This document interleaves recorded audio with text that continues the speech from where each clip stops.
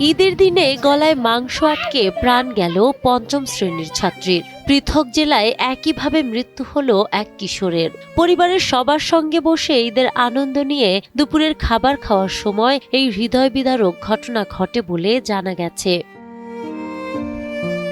প্রথম ঘটনাটি ঘটে চুয়াডাঙ্গার দামুড়হুদা উপজেলার লোকনাথপুর এলাকায়। গতকাল সকাল 10টার দিকে পরিবারের সাথে সকালের খাবার খেতে বসে 11 বছর বয়সী মাদ্রাসা ছাত্রী আঁখি। খাওয়ার সময় হঠাৎ গলায় মাংসের টুকরো আটকে তীব্র শ্বাসকষ্টে ছটফট করতে থাকে পঞ্চম শ্রেণীর এই শিক্ষার্থী।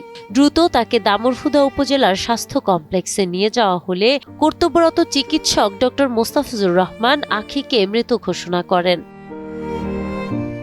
অন্যদিকে একই দিনে জামালপুরের ইসলামপুর উপজেলায় নয়াপাড়া এলাকায় ঘটে আরও একটি মর্মস্পর্শী দুর্ঘটনা। ষষ্ঠ শ্রেণীর ছাত্র 14 বছর বয়সী কিশোর ইয়াসিন হোসেন বিকেলে পরিবারের সঙ্গে গরুর মাংস খাওয়ার সময় হঠাৎ তার গলায় শক্ত মাংসের টুকরো আটকে যায়। মুহূর্তের মধ্যেই শ্বাসনালী বন্ধ হয়ে সে তীব্র যন্ত্রণায় ছটফট শুরু করলে দ্রুত তাকে ইসলামপুর উপজেলা স্বাস্থ্য কমপ্লেক্সে নিয়ে যাওয়া হয়। ইসলামপুর থানার ভারপ্রাপ্ত কর্মকর্তা আব্দুল কাইয়ুম গাজী ঘটনার সত্যতা নিশ্চিত করেছেন। ঈদের মতো একটি মহা উৎসবের দিনে দুটি ফুটফুটে শিক্ষার্থীর এমন আকস্মিক ও মর্মান্তিক মৃত্যুতে দুই জেলার সংশ্লিষ্ট এলাকায় নেমে এসেছে গভীর শোকের ছায়া।